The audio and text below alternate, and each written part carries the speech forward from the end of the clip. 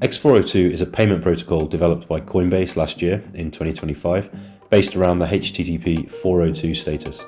A 402 status sent from a server to a client means payment required, and it's in the same family as the very well-known 404 status, not found. I'm sure you've all heard of that one. 402 was reserved in the early days of the internet for a then unknown future payment system that could make use of it. They didn't have anything to use it with back then, but they imagined that one day something would be developed, and here we are. The key to X402 is the transfer with authorization function found in EIP 3009. Most ERC20 tokens don't have this, as I'll explain later, but what it allows for is a transaction to be merely signed by the sender and then settled by another party, abstracting the gas costs away from the transaction's point of origin.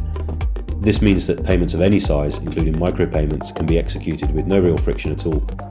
Very important for the agentic economy, of course, but X402 also holds tremendous promise to largely replace existing human payment rails we all use routinely, entering your card details and so on. So let's look at an X402 payment flow.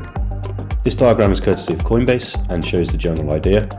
I'm going to switch to the primer version here. So there are three actors involved in an X402 payment flow: the client, the server, and the facilitator. The client requests a resource from the server. That could be anything, a web page, API, something on the internet. The server initially returns a 402 payment required status back to the client. In response, the client returns a completed payment payload with details of their intended payment. To this, the server attaches his original payment request and sends the whole lot to the facilitator requesting verification. The facilitator then compares the payment request and the payment payload and reports back to the server whether they match. If it's all good, the server can ask the facilitator to settle the payment on the blockchain.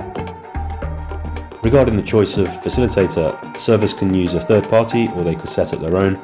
We imagine that in future some large retailers might prefer to run their own. If you go to X402 scan, you can see where the activity is. The most popular by far lately is the Dexter facilitator, followed by PayAI. They're all a bit different. Some are permissionless, some require an API key, they may or may not have fees, and so on. In pure X402, only a very small subset of tokens can actually be processed, only those that are EIP 3009 compliant, essentially just USDC, hence the Coinbase involvement.